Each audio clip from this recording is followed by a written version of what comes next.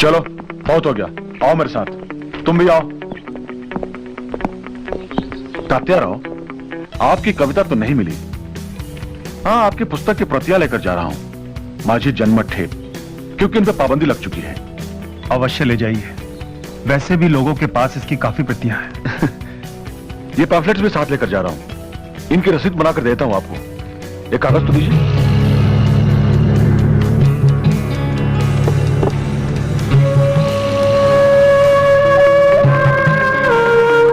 तात्याराव, सुना है आप बाल गंधर्व का नाटक देखने जा रहे हैं। मैंने शर्त रखी है, उन्हें उनके साथ बैठकर खाना खाना होगा, जिन्हें अछूत कहा जाता है।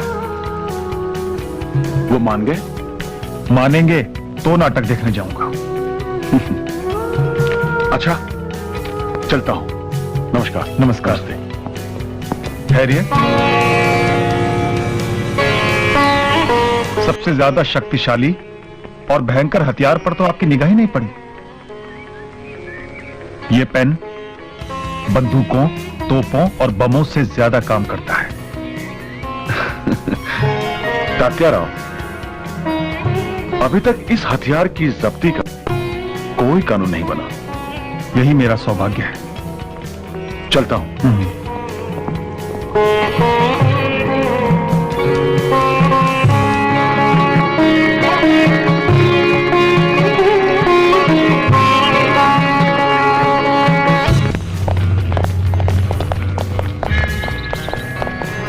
वो देखो, तात्याराव को लेके जा रहे हैं। हाँ, चलो देखते हैं।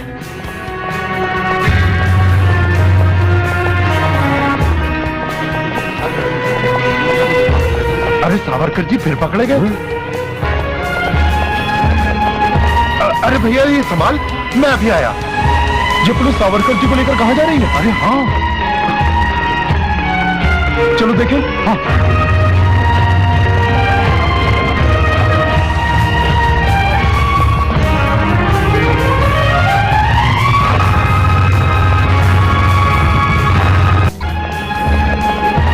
अरे भैया ये संभाल, मैं अभी आया। ये पुलिस सावरकर जी को लेकर कहां जा रही है? अरे हाँ, चलो देखें। हाँ,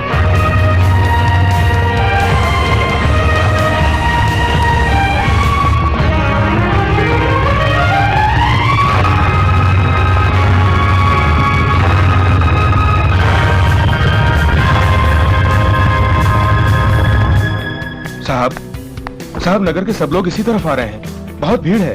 उनमें विनायक सावरकर जी भी हैं।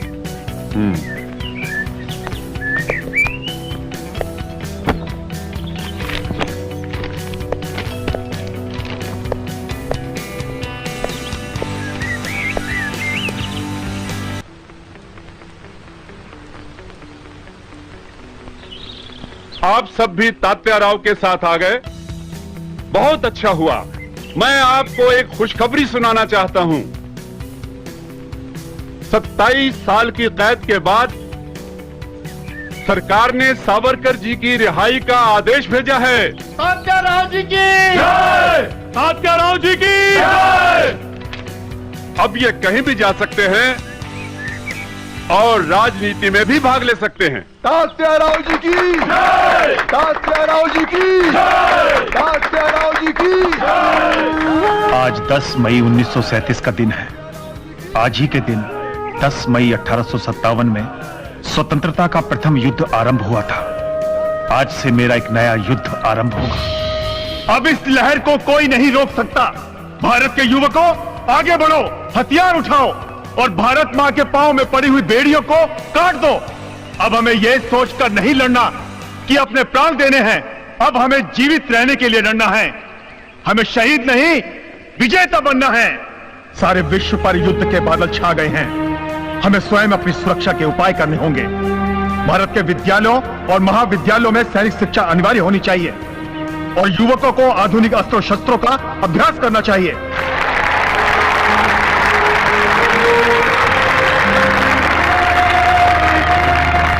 अन्याय एवं हिंसा का विरोध नहीं करना ही हिंसा है। ये मत भूलिए कि शत्रु को मारने का विचार ही जब हमने मार दिया तो हमारे देश की हत्या हो गई। और मैं कहता हूं भला हम में सामर्थ्य क्यों नहीं? हम में ऐसी क्या कमी है? एक देश, एक भाषा, एक लिपि, एक इतिहास, एक अतीत, एक भविष्य, एक संस्कृति, एक पितृभूमि, एक पुण्य भूमि, इतने आत्म संबंधों से जुड़े हुए 30 करोड़ लोगों का यह देश महान राष्ट्रों में महानतम है।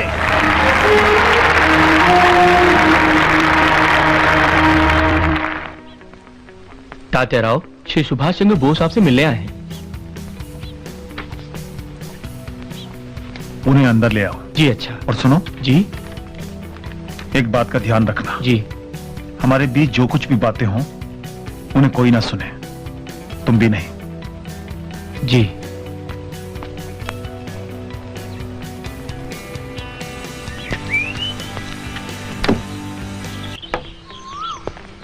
नमस्कार, आइए। नमस्कार। नमस्कार। नमस्कार। आप कैसे हैं? अच्छा हूं, आइए।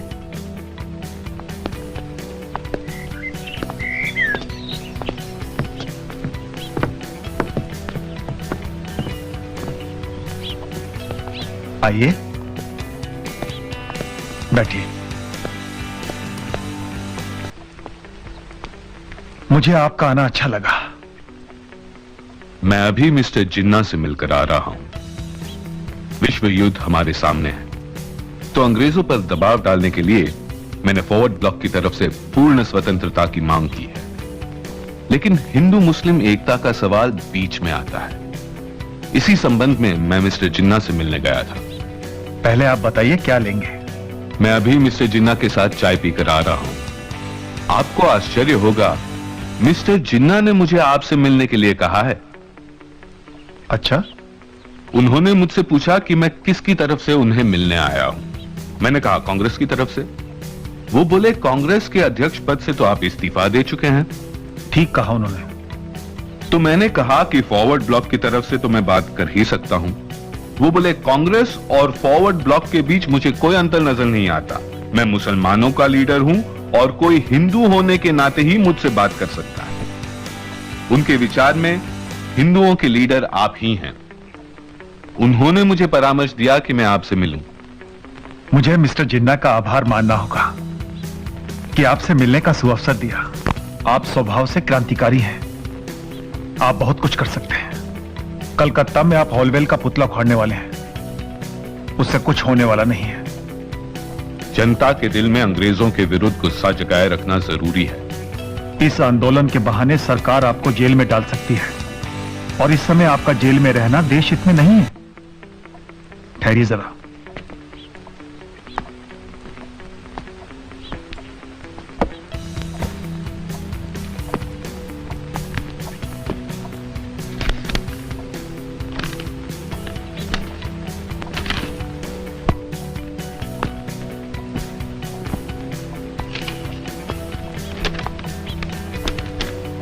रास बिहारी बोस का पत्र है, जापान से।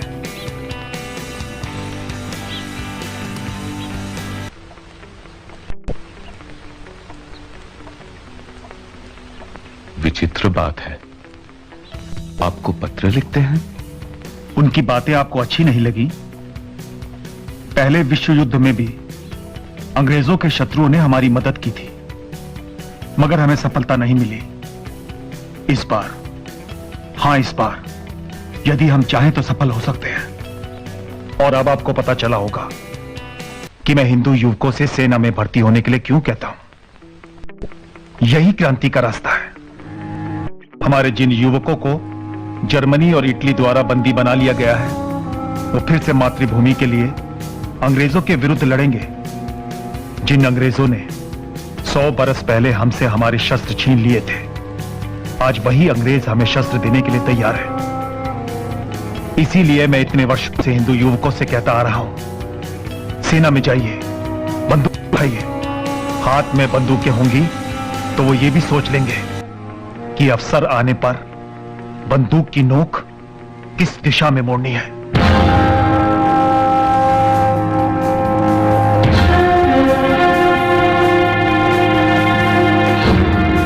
आपने चिट्ठी में पढ़ लिया है कि जापान भी युद्ध में कूदने के लिए तैयार है। रास बिहारी बोस विधिवत रूप से सेना का संगठन करना चाहते हैं। इतिहास करवट ले रहा है सुभाष बाबू, हमें इसका फायदा उठाना चाहिए। ब्रिटेन युद्ध में कूद चुका है। अगर एक हिंदी सेना उनके सामने खड़ी कर दी जाए तो वे स्वयं ही हिंदुस्तानियों को स्वतंत्रता देने के लिए बाध्य हो जाएंगे।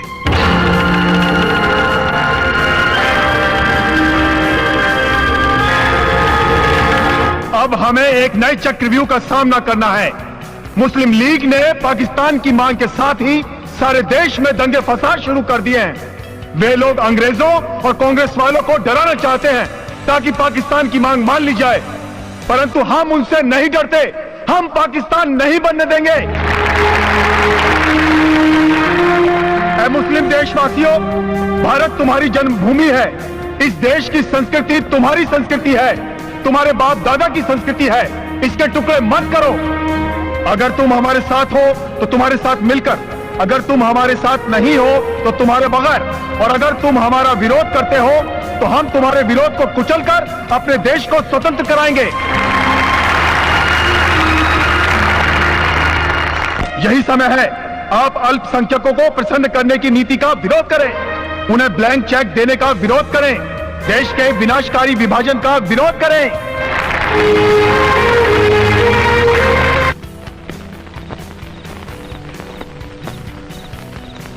नमस्कार। तुम आ गए तात्या। आप लेटे रहिए, लेटे रहिए। तुम्हें देखने की इच्छा थी तात्या, अब सुख से जाऊंगा। बाबा राव, मुझे पता चला है कि नेताजी सुभाष चंद्र बोस और उनके राष्ट्रीय सैनिकों ने अंडमान जाकर वहां सेलुलर जेल को सैल्यूट किया, क्योंकि वहां आप जैसे महान कर्मयोगी देशभक्त बंदी थे। ये सुनकर आपको अच्छा लगा ना? मैंने ये भी सुना तात्या कि सुभाष चंद्र बोस ने सिंगापुर रेडियो पर कहा कि भारत के समस्त नेताओं में केवल वीर सावरकर ही दूरदृष्टा है, जिन्होंने भारत के युवकों को सेना में जाने के लिए कहा। हाँ, क्या बात है तात्या, तुम उदास दिख रहे हो। आपकी चिंता है मुझे। जीवन में पहली बार तुम मुझसे झूठ बोल रहे हो तात्या। मेरे कारण तुम उदास हो सकते हो, मगर तुम्हारी आंखों में जो सपना हमेशा चमकता रहता था, वो आज बुझ क्यों रहा है?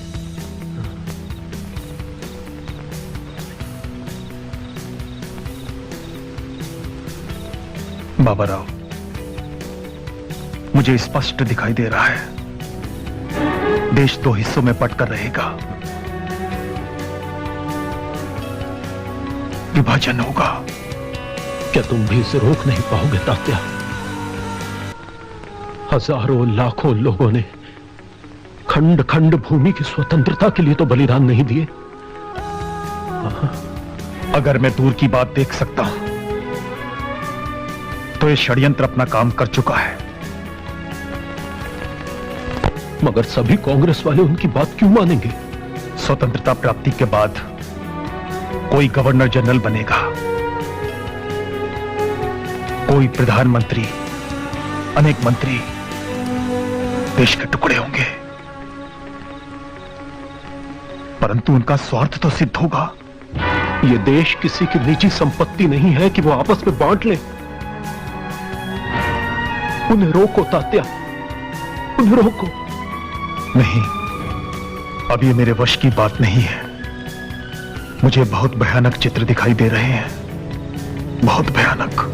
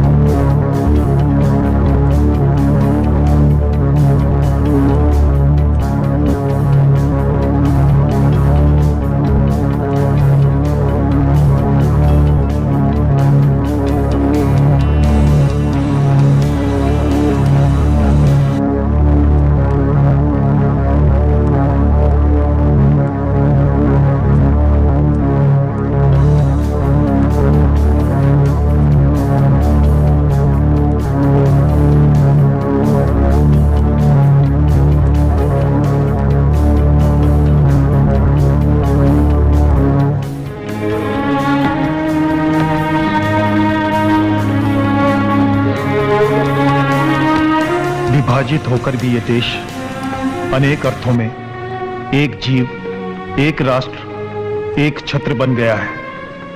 केवल सिंधु नदी ही इससे अलग हुई है। जब तक एक भी हिंदू जीवित है, हम उसे नहीं भूलेंगे। इस दुनिया में यदि हमें हिंदू राष्ट्र के नाते स्वाभिमान से जीवन जीना है, तो उसका हमें पूरा अधिकार है और वो राष्ट्र हिंदू राष्ट्र के नाम से स्थापित होगा।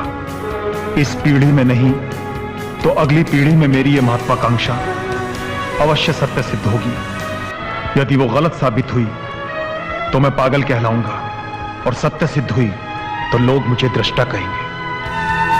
मैं अपना ये उत्तराधिकार तुम्हें सौंप रहा हूं।